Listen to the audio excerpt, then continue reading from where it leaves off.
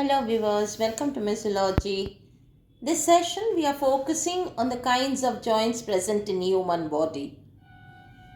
As already known, the human body in an adult state contains 206 bones. The point at which these bones come in contact with each other, they make a joint. How many different kinds of joints are there in our body?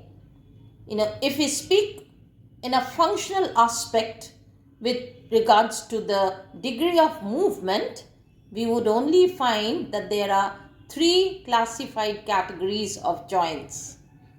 The first, which are hardly movable, we call them as immovable joints. The immovable joints are also known as synarthrosis. Whereas the next category is called the slightly movable joints. The slightly movable joints have another name which we call it as amphiarthrosis. And finally, the category having large number of variety under it are the freely movable joints, which we otherwise call it as Diarthroses. Now, if we look at the histological aspect of it, we would see that the immovable joints or the synarthrosis, that is joined by fibrous connective tissue. This fibrous connective tissue are not very highly elastic, rather they are made up of the white fibrous connective tissue. Now let us see under the immovable joints what all different places in the body we do find it. The first is in your brain.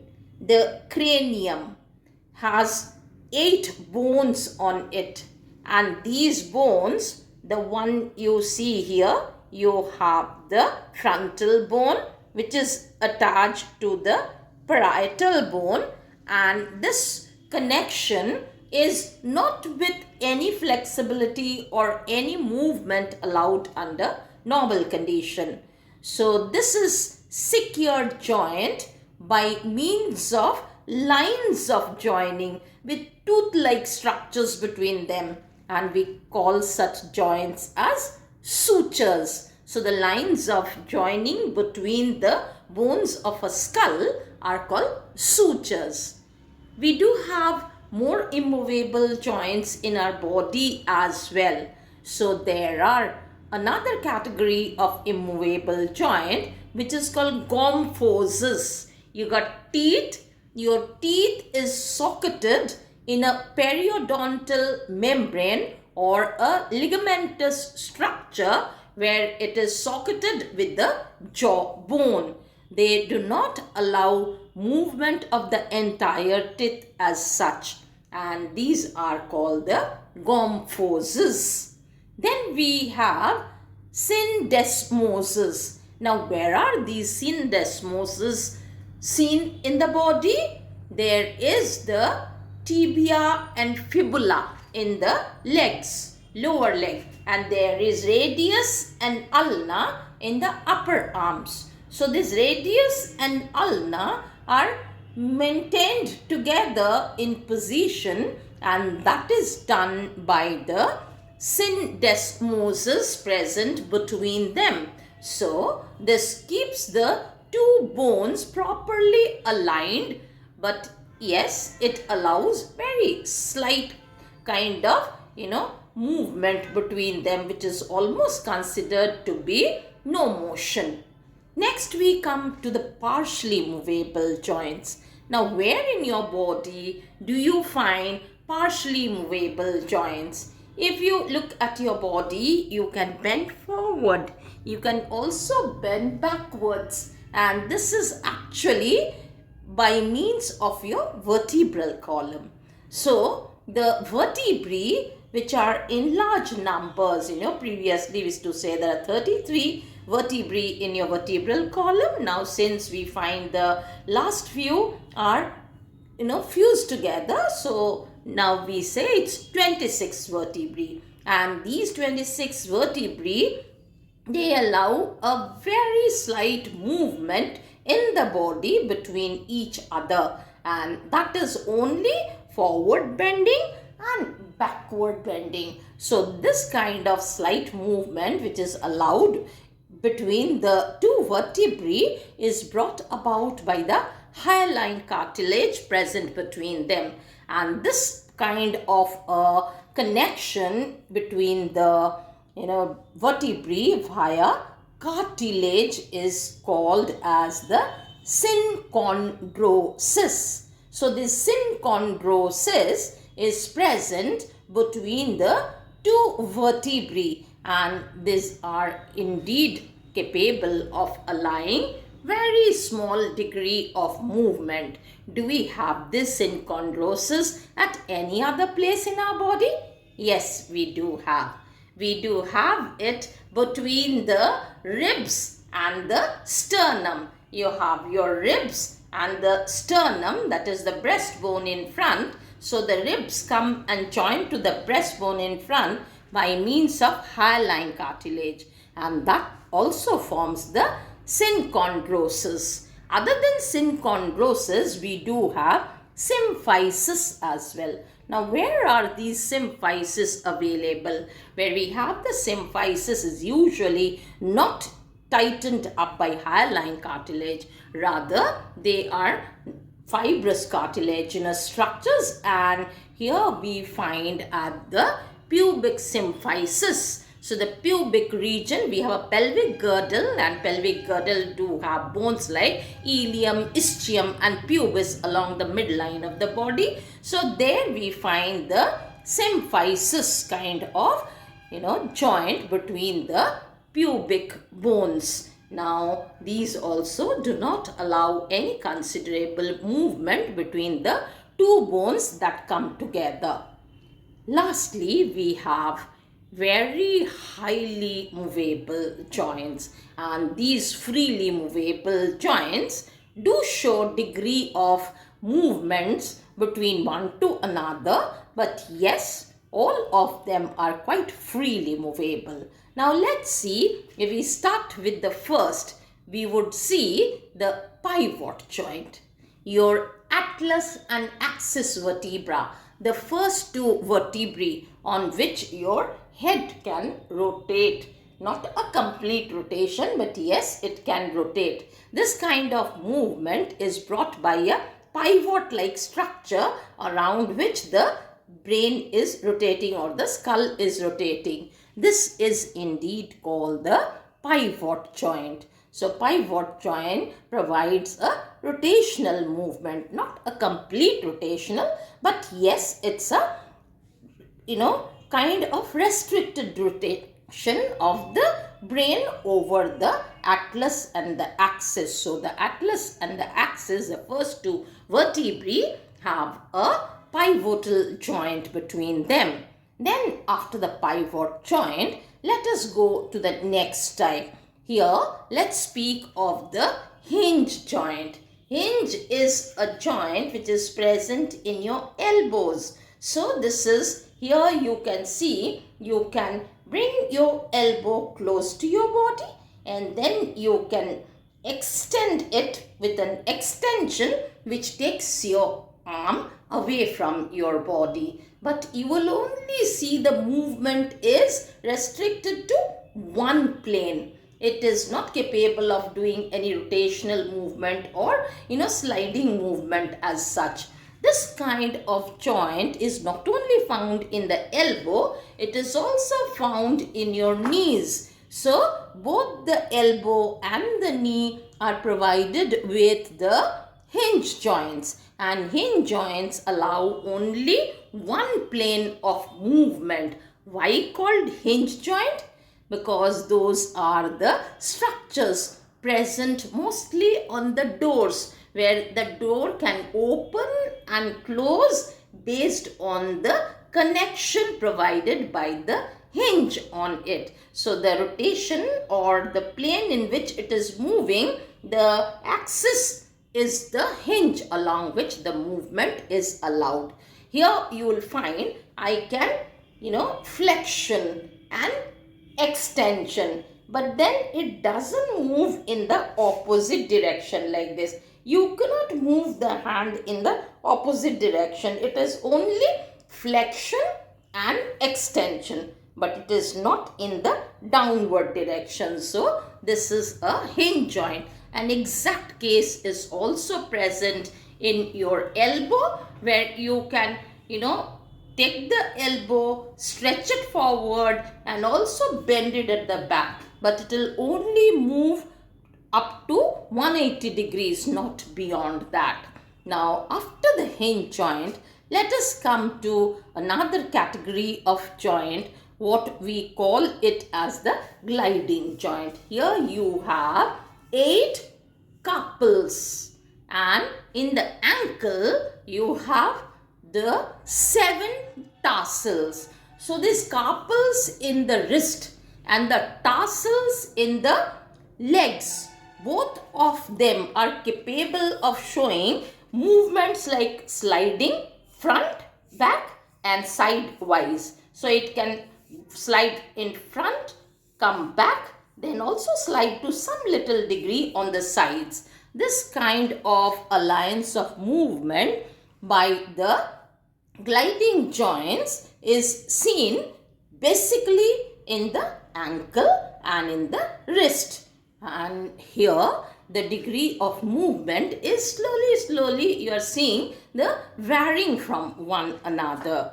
Now if we look at the next kind of joint, we will look at our thumb. Your thumb, which is connected to this part of the metacarpal of this flat portion of the arm, this is actually called a saddle joint. Saddle is a word which is used for the climbing on a horse ride.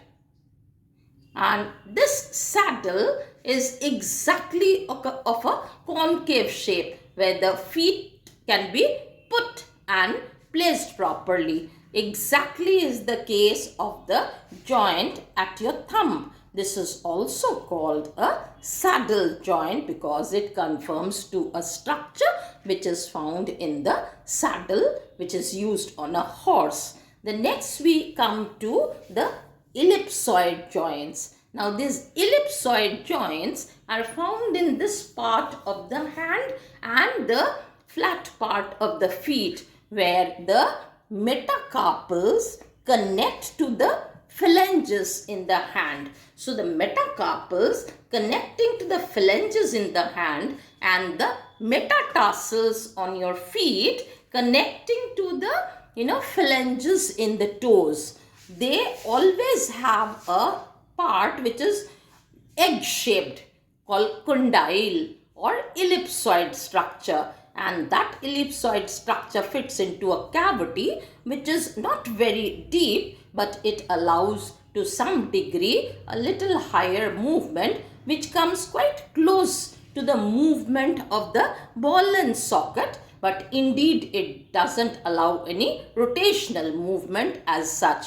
So ellipsoid joints, if you want to remember it in a very easy way, remember the examples are MCP, that is metacarpal with phalanges, and MTP, metatarsal with phalanges. And finally, we come to the last end, which is the joint that allows the highest degree of movement, and this is nothing else but the synovial joint present at the, you have it at the shoulder and at the hip. So the shoulder joint, which is here with the glenoid cavity present in the scapula, and here the upper arm having a long bone called humerus. The humerus has a thick head-like structure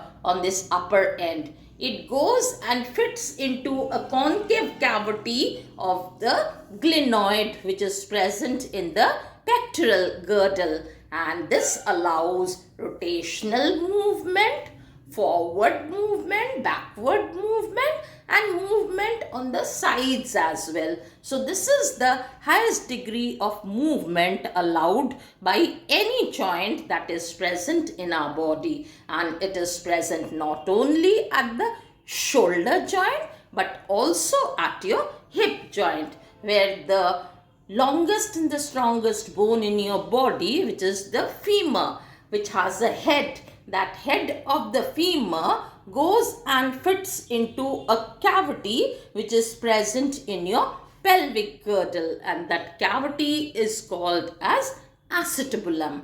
So the head of the femur fits into the acetabulum, and now if you take your leg and try to see how it moves, you can move it in front, you can move it at the back, you can try to rotate it in quite a circular pattern, and this is actually the highest degree of movement that is possible between two bones that come into a joint is definitely seen either in the joint, ball and socket joint, which is present on the shoulder joint or at the hip joint.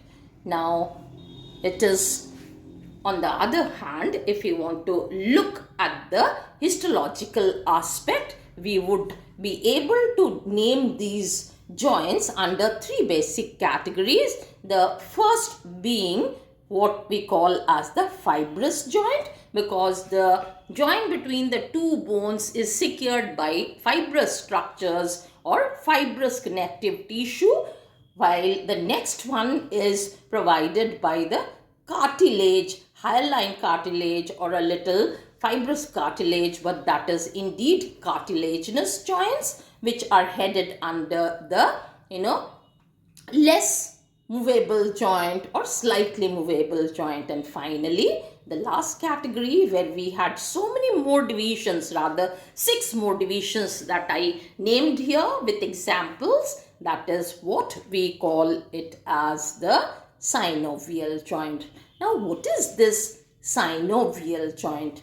Since these different joints, namely the pivot joint, which is in your region of the neck with the first 2 vertebrae, then you have the ball and socket joint. If I show it only by your hand, you would be able to confirm all the different kinds of joints. So here at the shoulder is the ball and socket joint.